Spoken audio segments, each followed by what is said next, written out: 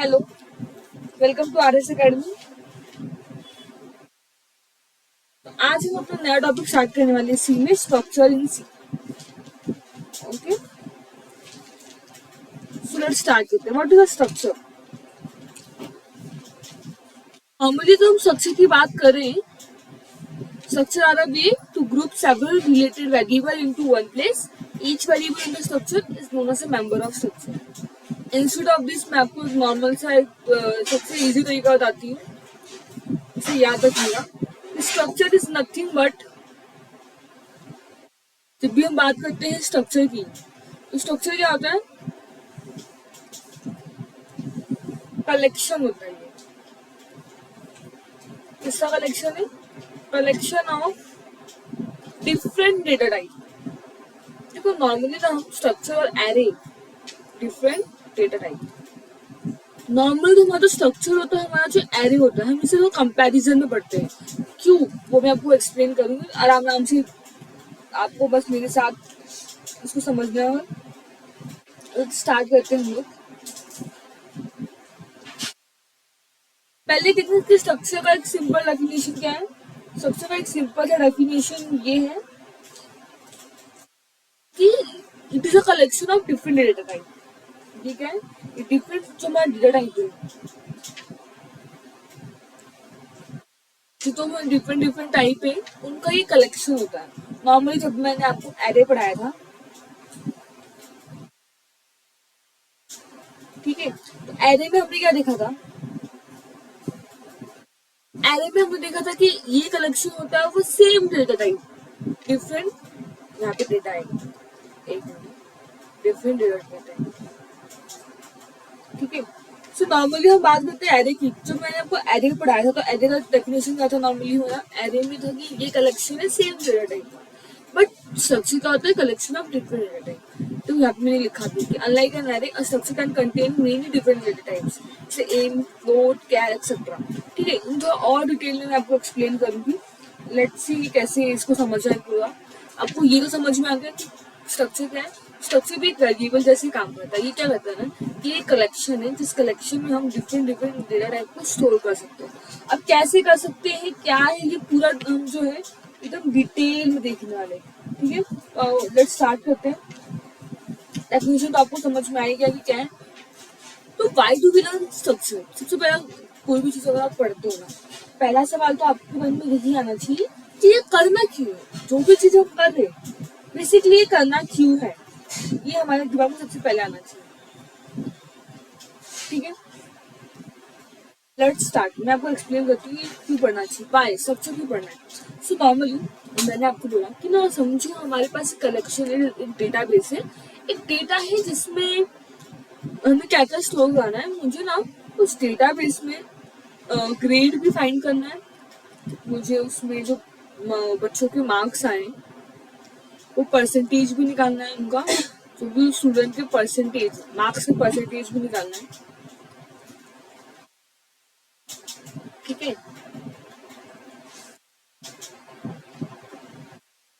साथ में ना हमें उनके रोल नंबर बताने हैं। तो ये कुछ क्या है, ये नंबर ऑफ डेटा है जो मुझे स्टोर कराना है। अब इन्हें एक साथ स्टोर कराना है। अगर हम एरे में बात करें कि अगर मुझे ये चीज बोला होता है एरे में कि भाई इतना सारा डेटा है मेरे पास, मुझे ग्रेड भी स्टोर करना है, एक पर्टिकुलर कोई स्टूडेंट है, समझो स्टूडेंट का नाम हम रख देते हैं राधा, रख सकते हैं। एक नाम राधा होगा, एक नाम राम होगा। लेट्स ये एग्जांपल ले रहे हैं कि दो स्टूडेंट है। अब ये दो पर्टिकुलर स्टूडेंट का मुझे ना ये डेटा स्टोर करना है, एक ग्रेड स्टोर करना है, परसेंटेज और रोल नंबर।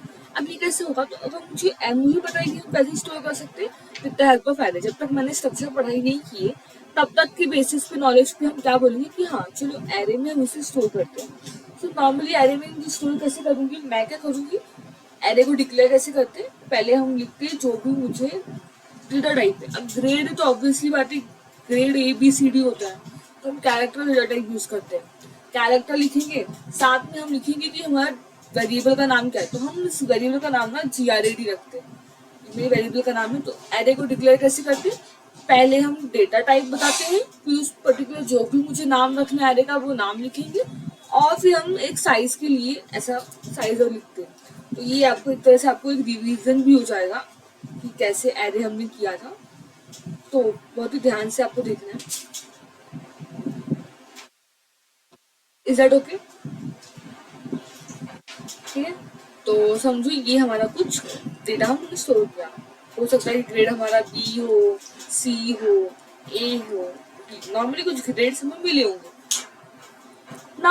अगर मुझे परसेंटेज स्टोर करना है तो मैं क्या करूंगी?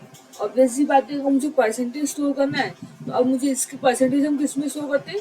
मुझे पता है ग्रेड मुझे स्टोर करना करते हैं हम इंट में, परसेंटेज हम स्टोर करते हैं फ्लोट डेटा टाइप में, और रोल नंबर हम स्टोर करते हैं, सॉरी ग्रेड हम स्टोर करते हैं कैट डेटा टाइप में, और रोल नंबर हम स्टोर करते हैं इंटीजर डेटा टाइप में। अगर हम एरे का यूज कर रहे हैं तो मुझे पता है एरे क्या है। एरे मतलब होता है कि collection of same data type. मतलब ये तीन चीजों को अगर मुझे एरे में स्टोर करनी है तो मैं एक साथ नहीं, मुझे तीनों के लिए अलग अलग एरे डिक्लेयर करना पड़ेगा। मैंने ग्रेड के लिए डिक्लेयर कर दिया, मैं परसेंटेज के लिए करूंगी, तो पहले तो मैं बताऊंगी कि मेरा डेटा टाइप क्या है, तो मेरा डेटा टाइप फ्लोट है, तो मैंने फ्लोट लिख दिया। नाउ मुझे मैं अपने पर्टिकुलर का कुछ नाम रखूंगी। समझो मैंने परसेंटेज का वेरिएबल के लिए मैंने पर करके एक नाम रख दिया, और फिर मैं एक डेटा साइज बता रही हूँ। तो मैंने क्या किया, वापस हम डेटा स्टोर करेंगे। डेटा कुछ हम वैल्यू स्टोर करते हैं परसेंटेज के लिए। नॉर्मली समझो किसी को 80% मिला, किसी को 70.22 मिला है, यहाँ पे 80.3 मिला है, समझो फिर 90.44 मिला है, या 50.23 मिला है। कुछ हमारा परसेंटेज हमने स्टोर करा है।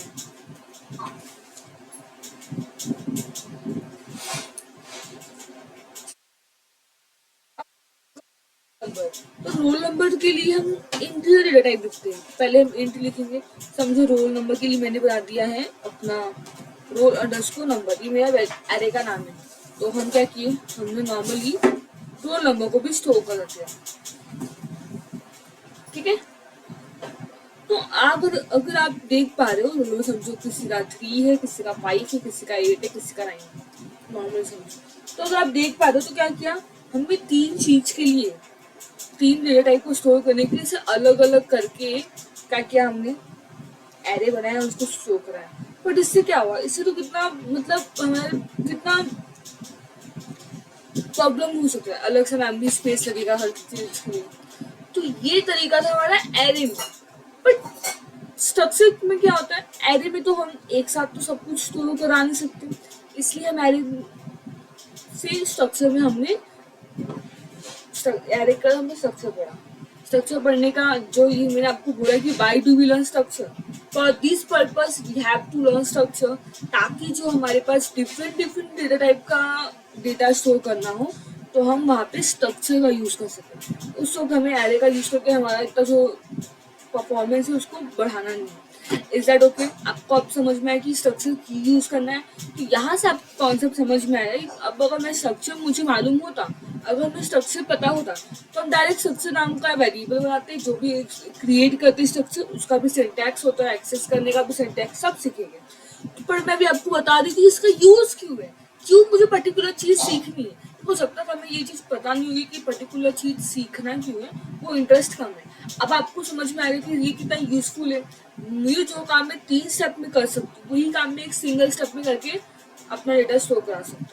इसलिए इस पर्पज के लिए हमारा क्या करना है, हमें स्ट्रक्चर को लर्न करना है। तो नॉर्मली हम बात करते हैं तो स्ट्रक्चर्स क्या होता है, जब हम बात करते हैं स्ट्रक्चर की, स्ट्रक्चर इज नथिंग बट ये हमारा यूजर डिफाइन होता है। क्या होता है? User defined data type. ये सारी आपको बातें ना अच्छे से याद रखनी है। किसी ने पूछा कि व्हाट इज द स्ट्रक्चर, तो structure is nothing but a user defined data type होता है, जो एक ये ऐसा डेटा टाइप होता है हमारा स्ट्रक्चर जो कि यूजर डिफाइंड है। Is that clear? स्ट्रक्चर और क्या होता है, स्ट्रक्चर में एक ऐसा कलेक्शन हम बनाते हैं जिसमें डिफरेंट डिफरेंट डेटा टाइप को स्टोर कर सकते हैं। अब तक हमने एरे में क्या देखा कि हम उसमें सिर्फ सेम डेटा टाइप को स्टोर कर सकते हैं। मतलब अगर मेरा सारा डेटा इंटीजर है तो ही मैं इंटीजर का एक वेरिएबल एरे बना के उसमें स्टोर करूँगी। अगर मेरे सारे फ्लोट है तो मैं यूज कर सकती हूँ। बट अगर इंट फ्लोट ये सब मिक्स हुआ तो मैं एरे नहीं यूज कर सकती। मुझे हर डेटा के लिए न्यू न्यू एरे डिक्लेयर करना पड़ेगा, एक पर्टिकुलर इंट के लिए, पर्टिकुलर फ्लोट के लिए। बट स्ट्रक्चर में ऐसा नहीं है। स्ट्रक्चर में क्या होता है कि डिफरेंट डिफरेंट डेटा टाइप को हम एक साथ अपना कलेक्शन बना सकते हैं।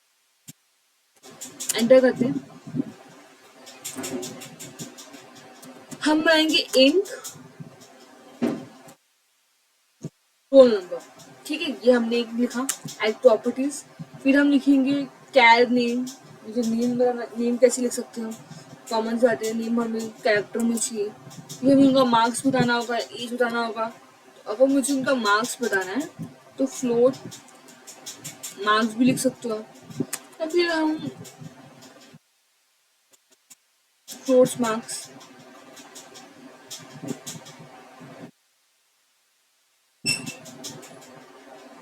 ठीक है,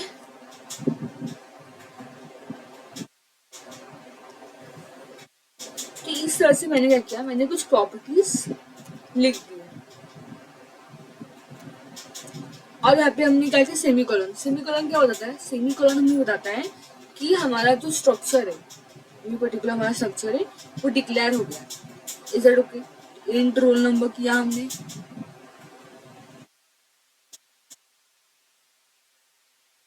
वेट अ मिनट,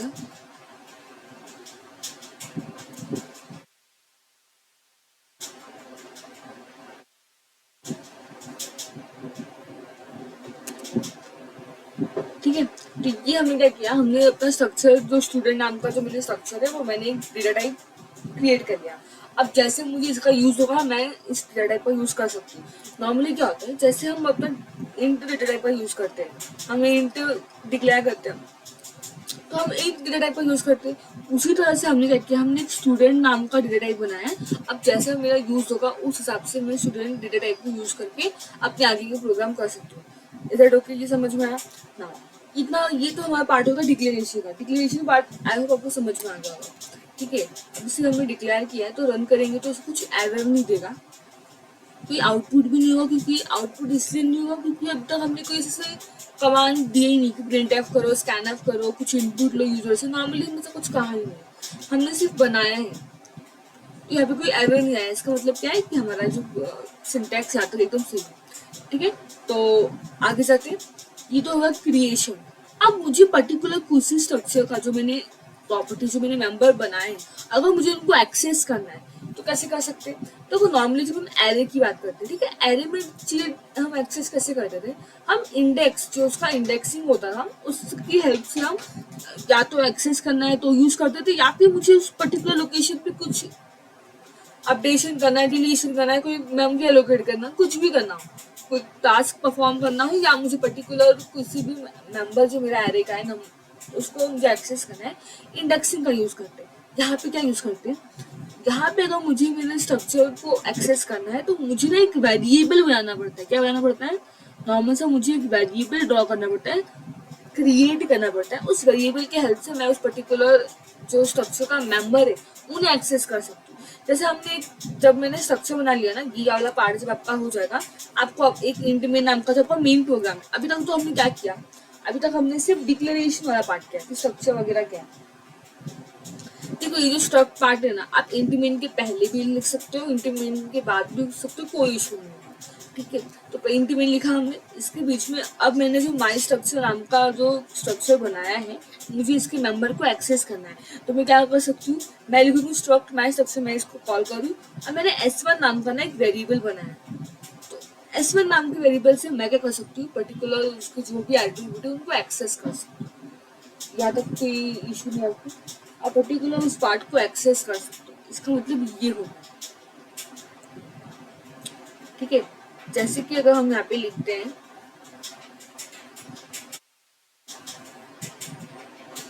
यहाँ पे एंटर करते हैं और मैं लिखूंगी स्ट्रक्ट स्टूडेंट। मैंने S1 नाम का एक वेरिएबल बनाया है। क्या बनाया मैंने? S1 नाम का एक वेरिएबल बनाया।